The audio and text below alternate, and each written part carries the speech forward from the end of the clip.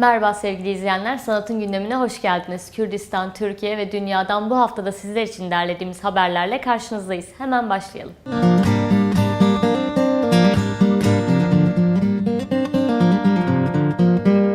Sinema örgütlerinden Antalya Film Festivali yönetimine ulusal yarışma için çağrı.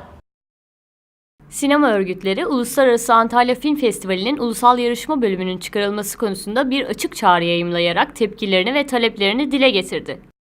53 yıllık emekle, aşkla yoğrulmuş ve büyük fedakarlıklarla büyütülmüş en büyük ulusal film yarışmasının kaldırılmasının kabul edilemez olduğunu belirten örgütler, bu tarihi hatadan ivedi olarak dönülmesi gerektiğini aktardı.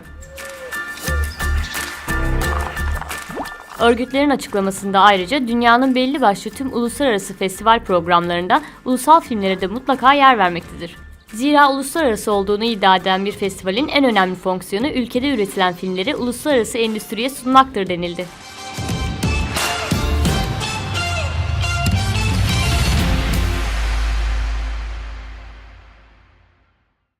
Sıradaki haberimiz Rojava'dan. Rojava'da bir ressam var ki yaşadıklarını bir bir tablolarına yansıtıyor.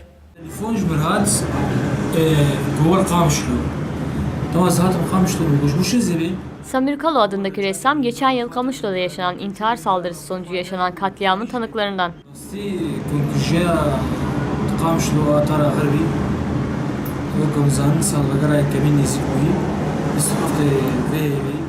Katliamın 1. yıl dönümünde çizdiği resimlerle katliamda yaşamını yitirenleri anan ve ölümsüzleştiren ressam Kalo, çizdiği birbirinden değerli tabloları şehit ailelerine armağan ediyor.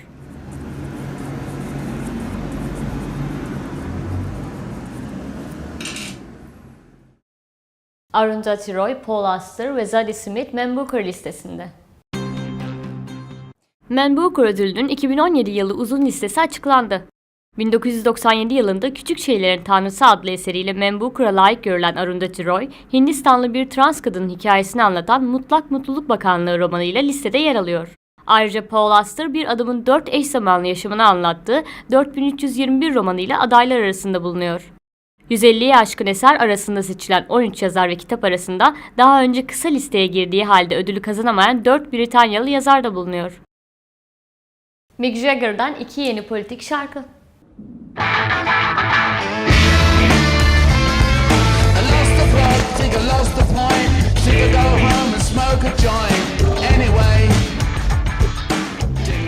Mick Jagger yeni projesinden 2 yeni şarkıyı dijital ortamda yayımladı. Got to Get a Grip ve England Lost adındaki şarkılar Mick Jagger tarafından içinde yaşadığımız zamanın meydana getirdiği kafa karışıklığı ve hüsrana tepkiler olarak yaratılmış.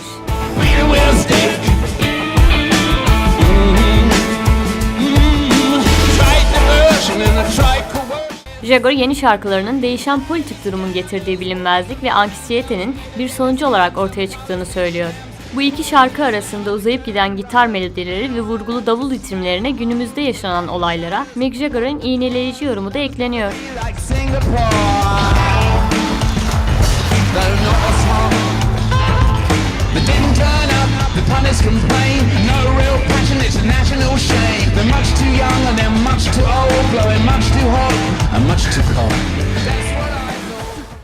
Şimdiki haberimizde Roşlat'tan Kürt karikatüristler tehdit altında. İran'da karikatürist Atene Fargadani ve ressam Atene Daimi sistemi eleştiren çizimleri nedeniyle rejimin gazabına maruz kalıyor. Tutsak edilen ve bir süre önce tahliye olan karikatürist Fargadani ölümle tehdit edilirken ressam Daimi ise tutulduğu zindanda açlık grevi yapıyor. Sanata karşı düşmanlığı olan rejimin kadın sanatçılara ise hiç tahammülü yok. Rejimin baskısına maruz kalan sanatçılardan tutsaklığı kısa bir süre önce biten karikatürist Atene Fargadani ölüm tehdidiyle karşı karşıya. Ressam Atene Daimi ise cezaevindeki açlık grevinde direnişini sürdürüyor. Ataerkil sisteme karşı boyun eğmeyen iki kadın sanatçı, ikisi de Kürt ve isimleri garip bir tesadüf olarak aynı. İkisi de sisteme ellerindeki kalemleri ve çizimleriyle meydan okuyor ve bunun bedelini ödemekten çekinmiyor. Şimdi de Planet Earth'ten dağların, ormanların ve çöllerin gerçek seslerini dinleyelim.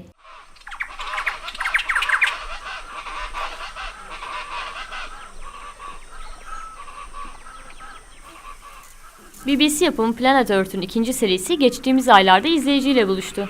Planet Earth ekibi tarafından çekilen ancak seriye yansımayan görüntülerden oluşan kayıtları ise YouTube kanalına yüklendi. Gerçek Mutluluk Projesi adını verdikleri 50 saatlik bu kayıtlarda dağların, nehirlerin, vadilerin, ormanların, denizlerin ham görüntüleri ve sesi 10'ar saatlik videolar halinde izlenebiliyor, dinlenebiliyor. Üzerine herhangi bir ses efekti yapılmamış videolarda çekilen alanın tüm sesleri, içindeki canlılar ve doğa olaylarıyla birlikte duyulabiliyor.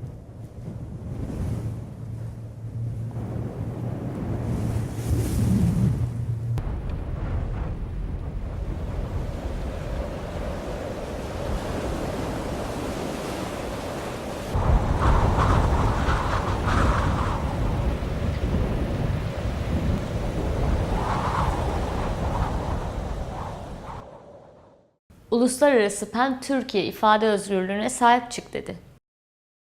Uluslararası PEN, yayımladığı açıklamayla Türkiye hükümetini ifade özgürlüğü konusunda bir kez daha uyardı.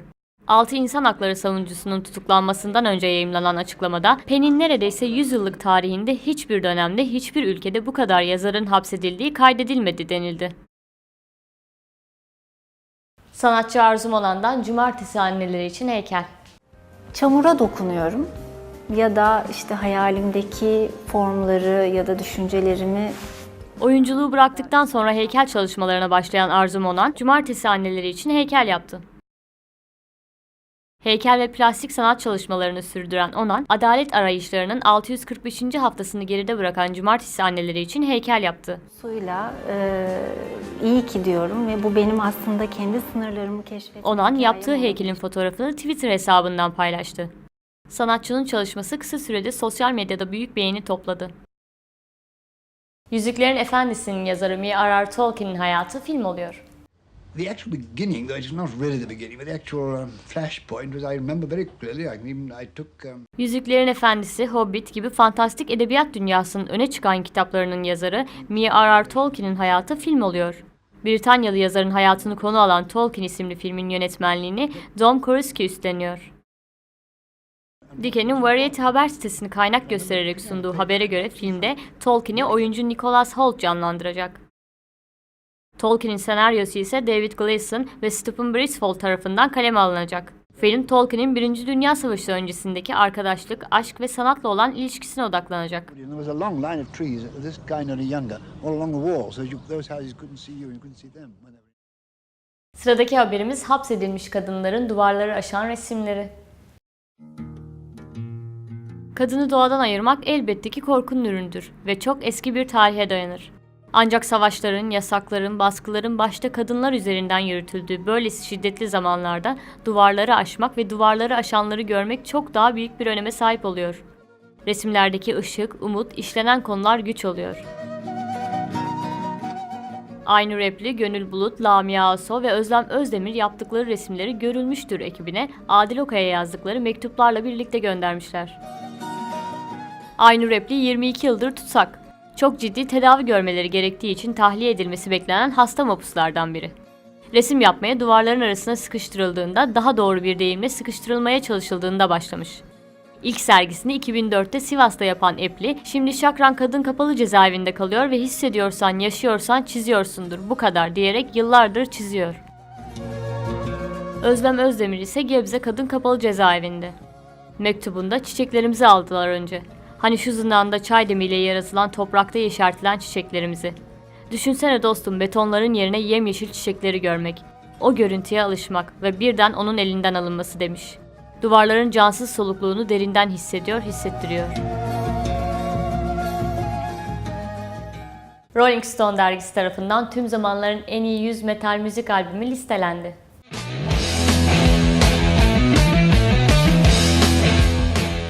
Rolling Stone dergisi tarafından tüm zamanların en iyi 100 metal müzik albümü listelendi. 1967 yılında ABD'de kurulan prestijli müzik dergisi Rolling Stone, Ozzy Osbourne, Rob Halford, Russ Ulrich ve Corey Taylor'a danışarak albümler hakkında kaleme alınan eleştiri yazılarında dikkate alarak tüm zamanların en iyi 100 metal albümünü belirledi.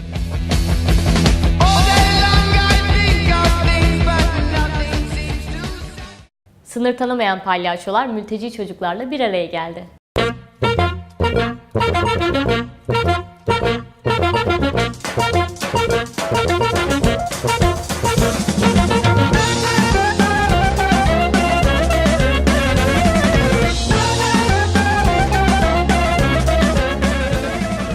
Kahkaha en iyi ilaçtır sloganıyla yola çıkan sınır tanımayan palyaçolar Urfa'da savaş mağduru mülteci çocuklarla bir araya geldi.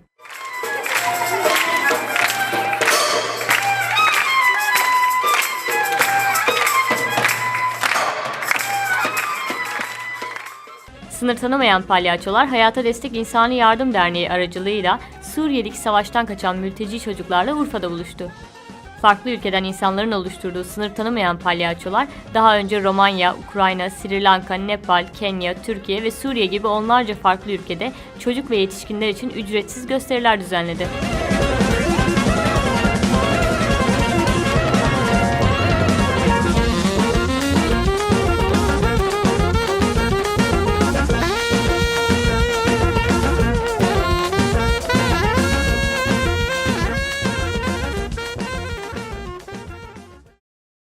Sokak sanatçısı Ron, terk edilmiş evlerin duvarlarını kadın portreleriyle donattı.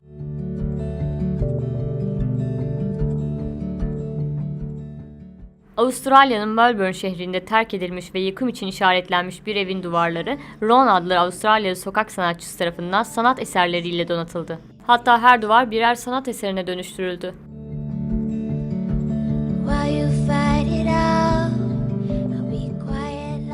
İçi kullanılmayan eşyalarla dolu halde bırakılan evde Ron'un duvarlara çizdiği kadın portreleri evin duygusal havasını daha etkileyici hale getirdi.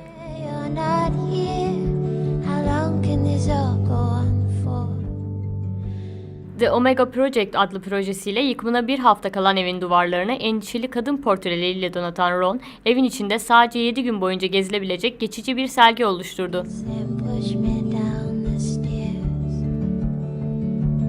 Leave me in the burning house and tell me how much you care. I live inside a world where words won't carry her. Sanatçı Hozan Cevat Mervani, Kürtlere yönelik kültürel soykırım politikalarına karşı 20.000 Kürtçe eseri arşivledi. Eval serhoş buye sultan Bukhina gelli Kurdistan Benci bıkırı ju gemar Dani eser mezra botan Eval 1980'li yıllardan itibaren kelamları toparlayan Mervani, konser ve geceler için gittiği her ülkede arşiv toplama işini de devam ettiriyor. 1984 yılında Ahmet'te yerel bir radyonun düzenlediği ses yarışmasına katılan Mervani, yarışmayı kazanınca kendisine küçük bir teyp ve 100'e yakın boş kaset verirler. Radyo yetkilileri Mervani'den köylere gidip eski Kürt şarkılarını toplamasını ister. Ele, Sason, Karzan bölgesi Lice'de köy köy düğün düğün dolaşan Mervani, aylarca süren bir çalışma ile eski Kürt stranlarını toplar ve radyoya teslim etmek üzere Ahmet'e getirir. Ancak daha o kelamları teslim etmeden siyasi birikimi olan bazı arkadaşları o kelamları radyoya teslim ederse Türkçe'ye çevireceklerini söylerler. Bunun üzerine Mervani yüzlerce Kürtçe kelamın kayıtlı olduğu kasetleri radyoya teslim etmeyerek saklar ve ciddi bir müzik arşivinin temellerini oluşturur.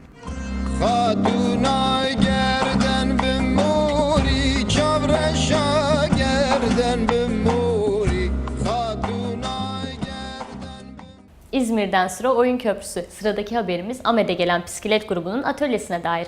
Neler yapıyorlar Mehtap Alişan'dan dinleyelim.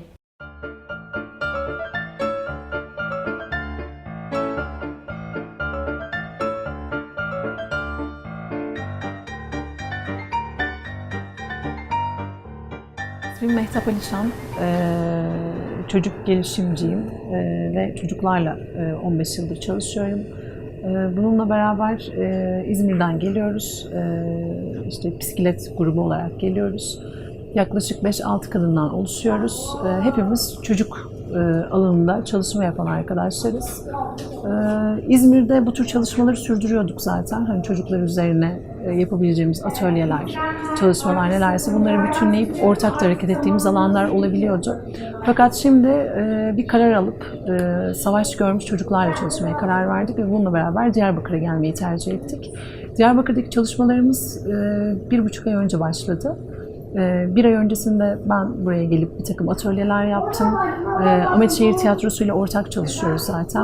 Onların mekanını kullanıyoruz. Çocuklar Sur'dan geliyorlar ve gelen çocuklarla orf, kukla, geri dönüşüm ve drama atölyeleri yapıyoruz.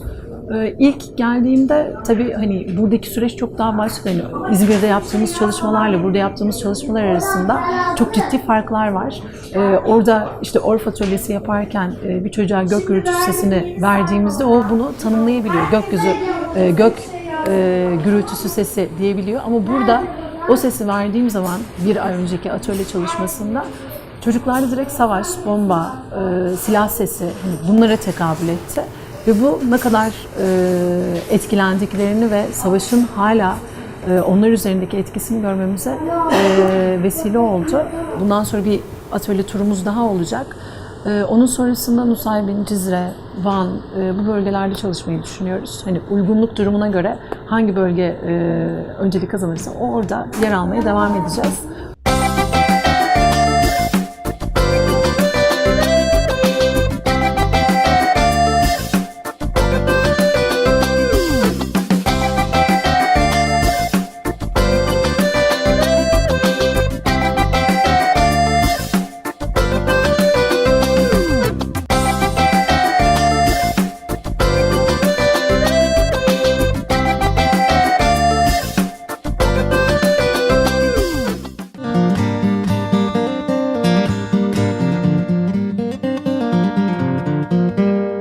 Sırada sizler için derlediğimiz filmler var. Fatih Akın'ın The Cut filmiyle Liza Azevelus'un yönetmenliğini yaptığı Fransız dram filmi Dalida.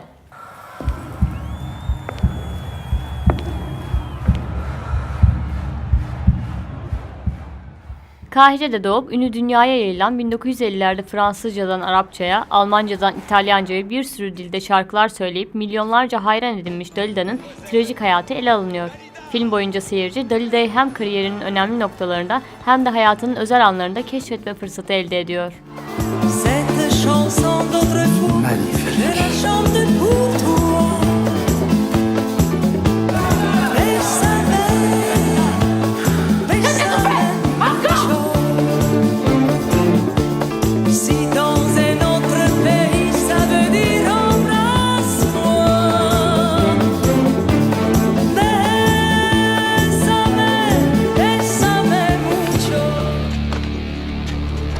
Bunları birbirine bağlayın. 1915'teki Ermeni teciri sonucunda memleketi Mardin'den ayrılmak zorunda kalan Nazaret Manogyan, şans eseri hayatta kalmış ancak karısını ve ikiz kızlarını kaybetmiştir. Günün birinde kızlarının hayatta olduğuna dair bir ipucu ele geçirir. Bunun arkasından Nazaret, kızlarını bulabilmek için çok uzun bir yolculuğa çıkar.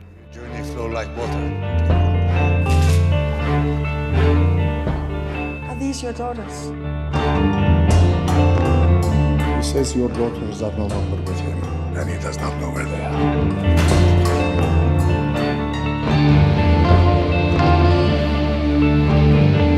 Ask and it shall be given to you.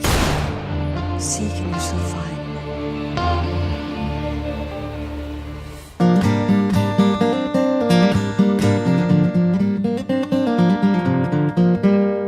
Albüm köşemizin bu haftaki konu Ayfer Düzdaş'ın Horasan'dan Çorum'a Alevi Kürtlerin Ezgileri adlı ikinci solo albümü.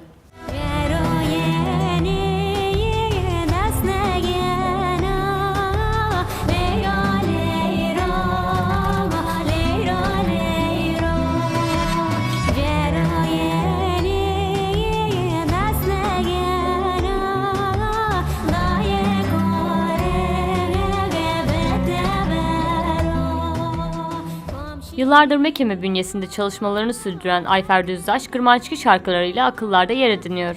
Düzdaş'ın ikinci solo albümü Horasan'dan Çorum'a Kürt Alevi Ezgileri ise Kom Müzik etiketiyle dinleyicilerle buluştu. Her çalışmasında Kürtlerin acıları, sevinçleri ve sevdalarını diline yansıtan Düzdaş, bu albümde Alevi ezgilerinden geniş bir demet sunuyor sevenlerine.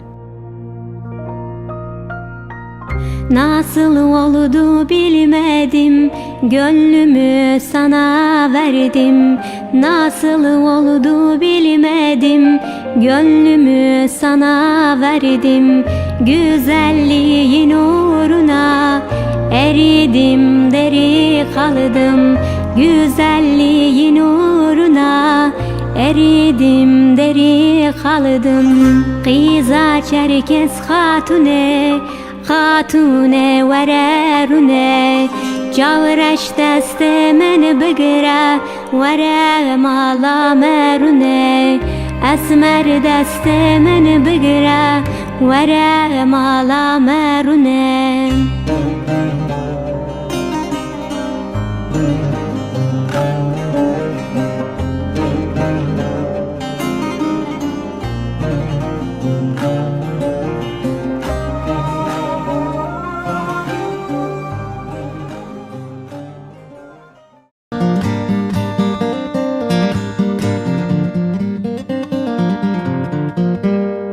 Şimdi de sizler için seçtiğimiz kitapları görelim.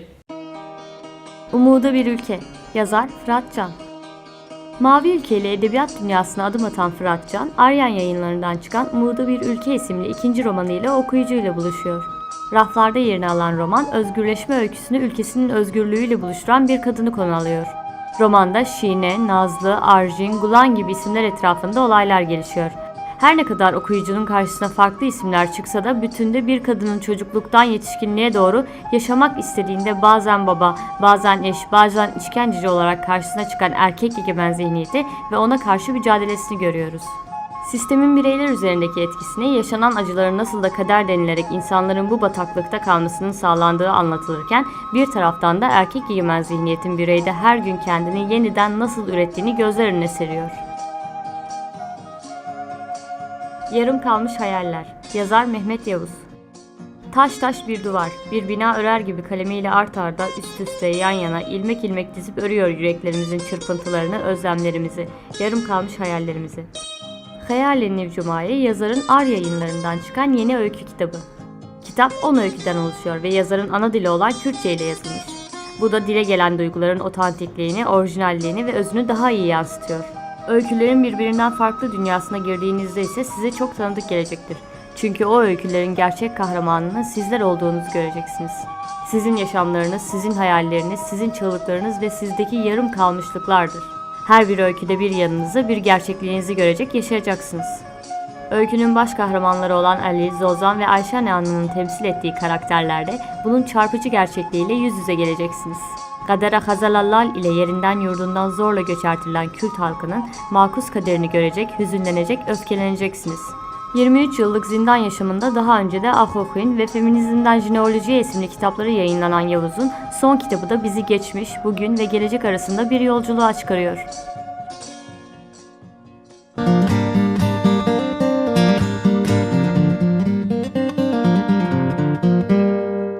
Programımızın bu haftaki konuğu Çınar. Ahmet'te bulunan Mırtıp adlı el emeği üretimlerinin yer aldığı mekanda görüştüğümüz Çınar, sokakta yaşayan çocuklarla birlikte bir sürü çalışma yapmanın yanı sıra Orta Doğu Sinema Derneği'nde ise kolektif çalışmalarına devam ediyor.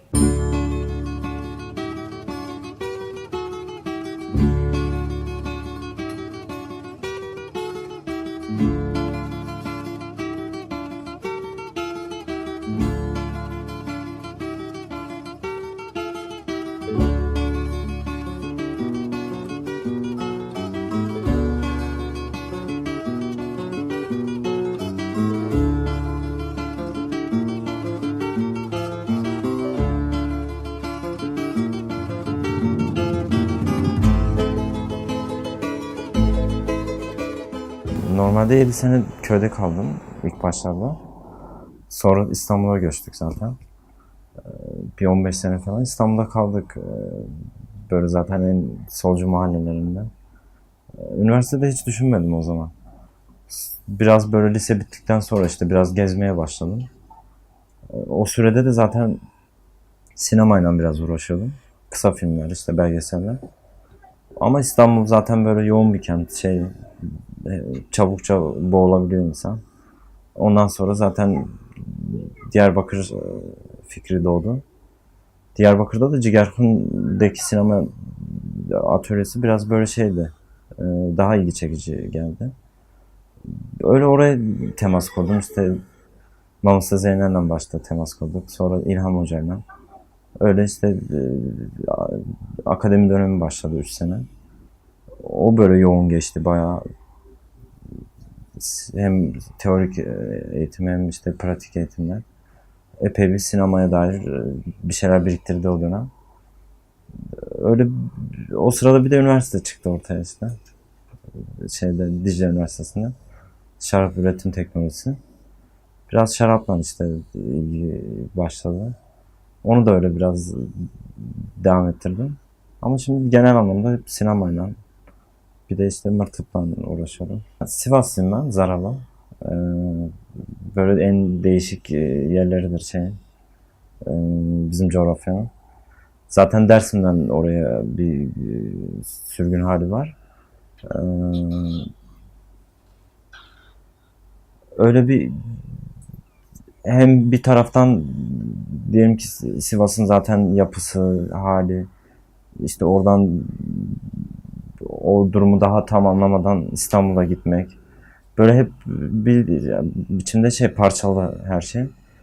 Biraz öyle bizim gelişti yani şeyimiz. Başta da böyle hani ben illa yönetmen olayım ben ya da şöyle olayım hiç öyle fikir yoktu.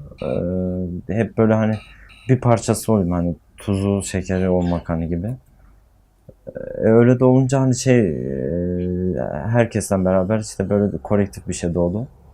İşte bazen kablo taşıyorsun, bazen mum tutuyorsun, bazen işte kameranın arkasında duruyorsun, bazen oyunculuk yapıyorsun.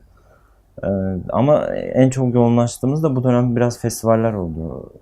Festivallerle epey uğraştık. İşte Van'da, Batman'da, Diyarbakır'da, Mardin'de. Onlar büyük bir deneyimdi yani böyle tam da yoğun bir sinemasal çabanın olduğu dönemlerdi işte. O dönemde iyi festivaller yaptık. Biraz hani bu dönem değişen yapı, imkanlar hani çok değişti ama yine bir fikir var işte Yılmaz Güney Film Festivali fikri var. Ona emek harcayacağız. Yani Ekim sonu gibi düşünüyoruz. İlk baştaki sorunlarını çözersek eğer hani mekan, işte konser, nasıl, içerik nasıl olacak? Bu tür şeyleri var önünde engelleri. Biraz da sorunu var işte salon önceden işte Batman'ın mesela herkesin sinema salonu olarak kullandığı, bildiği önemli bir merkezdi. Zaten önce atıl oldu, sonra yandı. Şimdi de öyle bir sıkıntı var ortada. Bir şekilde alternatif bir şey yapacağız. Mırtık biraz kolektif bir mekan. Aslında sokaktaki herkesin uğradığı işte çocuklardan paylaştığımız bir mekan. Sadece başlı başına hani takılar var, küpeler var ama biraz da böyle bir yaşam olmuş hani. Bazen çocuklarla boya yapıyoruz. Bazen işte onlar iplerle bir şeyler yapıyor. Bazen tiyatrocu biri geliyor bir şeyler anlatıyor herkese. Müzik yapan arkadaşlar var işte. Onlar sevdikleri şarkıları söylüyor. Biraz böyle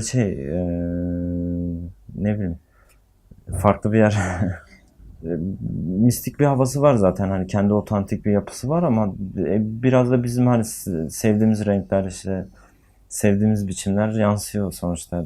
O biraz hani buranın kurduğu enerjiden doğru herhalde. Çünkü değil yani böyle nasıl derler olumsuz ya da negatif bir bırakmıyor. Öyle bir imaj bırakmıyor. Ya ben biraz buranın hani yoğun üretimi çok ortak aslında. Gerçekten öyle çok kişisel şeyler çıkmıyor yani. Biraz o ortaklık hani o fikir güzel aslında. Yoksa sade başına böyle birinin dükkanı, bir kişinin dükkanı o fikir kötü hani. Ama bir de gerçekçi bir dünyada yaşıyoruz yani. Geçinme derdi, işte ayakta durma hali. Çünkü çoğu mekandan farklı bir yer. Yani sabah bile burada kahvaltı olur mesela. Herkes beraber yer. Çocuklar gelir. Onlar da yer. Biraz böyle doğası oluşmuş hani. Ya ben İstanbul'da da hep çocuklarla temasımız vardı. Hep onlarla beraber çalışıyorduk zaten. Orada da yaratıcı işler için uğraşıyorduk. O devamlılık hani aslında kopmaz bir bağ. İlk Diyarbakır'a geldiğimde de hemen çocuklarla oturduk zaten beraber yemek yedik şey yaptık. Oradan beri sürüyor ilişkimiz hani sokakta. Bu dönemde hani daha önce de onlarla sürekli parklarda şeylerde bir ilişkimiz vardı. Burada biraz daha hani dükkanda olunca bir şeyler yapmaya başladık işte. Önce resim yapmaya başladık. Resimden sıkılmaya başlıyorlar tabii bu sefer. Biraz böyle hani kitap işine dönelim dedik hani bir okuyalım falan. O da biraz zor oldu çünkü çok sorunlu bir şey. Çünkü çoğu normalde okul dışında Kürtçe iletişim kuruyorlar. Ama mesela diyelim ki okuma biçiminde Kürtçe okuyamıyorlar. Biraz o sorunlar var işte. Onları çok çözemeden işte oyunlara döndük işte. Bazen böyle etkinlikler yapıyoruz. Palyaço arkadaşlar geliyor. Beraber öyle işler yapıyoruz ama çoğu çalışmak zorunda işte. Yani böyle bir şeylerimiz nasıl derler?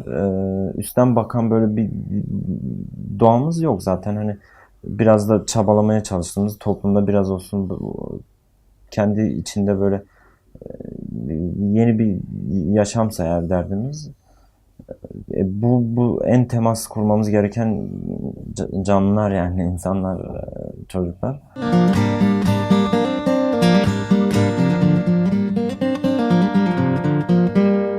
Programımız sanat ajandasıyla devam ediyor.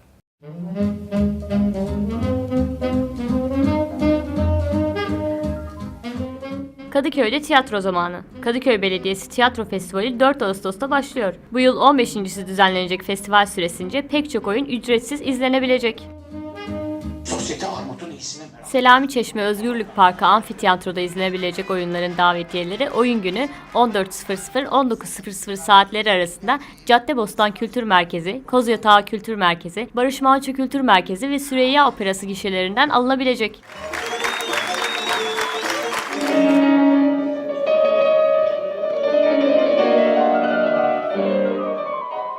Shine filminin efsanevi piyanisti David Helfgott, Kasım ayında İstanbul'da konser vermeye hazırlanıyor.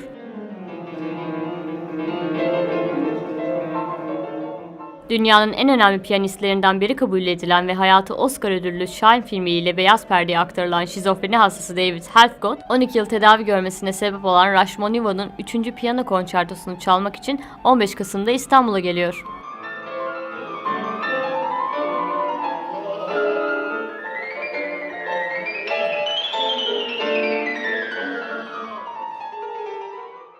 Sanatın gündeminden bu haftalık da bu kadar. Haftaya görüşmek dileğiyle, mutlu kalın.